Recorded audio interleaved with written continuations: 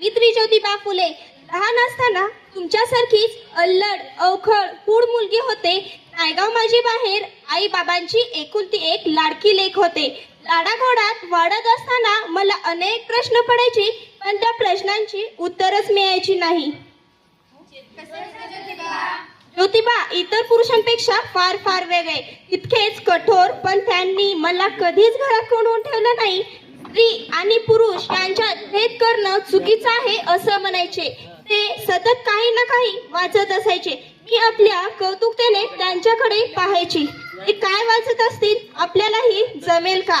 पण हिंमतच होत नव्हती. बाई माणसांनी अक्षर वाचायची. अक्षर वाचलं की त्याच्या अळ्या होतात. जेवताना बाप्या माणसांच्या ताटात येतात असं माझ्या मनाला बिंबवलं गेलं होतं. किती हास्यास्पद वाटतं ते सगळं आता. एके दिवशी ते मला म्हणाले, अगं सावित्री, ए साऊ, हे बघ मी तुझ्यासाठी काय आणले. माझ्यासाठी काय आणलं असेल या कल्पनेत मी हरकूनच गेले आणि पटकन त्यांच्या पुढे जाऊन पाहते तर काय, हातात पाटी आणि पेन्सिल. थोडी बघून घाबरलेच आणि त्याच दिवसांपासून झाली माझ्या नवीन जीवनाचा प्रवास. हा प्रवास खूप खडतर होता. अनेक आव्हान, अनेक संकट झेलत न हारता न भीता आमच्या शिक्षणाची वाटचाल सुरूच राहिली.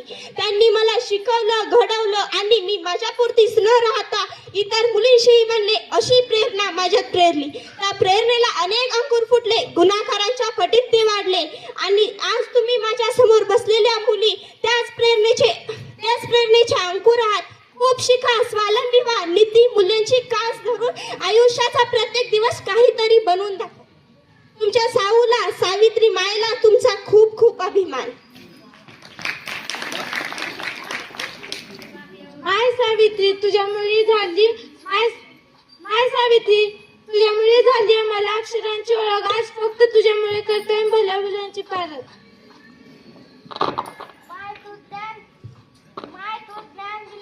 माईक जवळ घे. माय तू ज्ञान दिले, संस्कार दिले, समाजाला भेटण्यासाठी बळ सुद्धा दिलेस. माय बळ सुद्धा दिले. सावित्री माई, तू आम्हाला दिलेल्या शिक्षणाचं लेणं लिहून आज आम्ही ज्ञानाच्या सर्व क्षेत्रात प्रवेश केला आहे. तुझा शिक्षणाचा वसा आम्ही पुढे नेला आहे. ते ठेव माईक, तू ते घे. माईक ते घे, ते ठेव तिथं, ठेव त्या बॉक्सवर. बाय सावित्री, तू आमच्यासाठी किती कष्ट घेतलेस, किती त्रास सहन केला. कसं सोचलंस की वाचलं तरी आमच्या अंगाला शहारा येत आहेत. तू तर प्रत्यक्ष भोगलंस. काय सावित्री, कुठून एवढं पळालं तुला? रात्र जिंकलीस आमच्यासाठी, पण न थकता.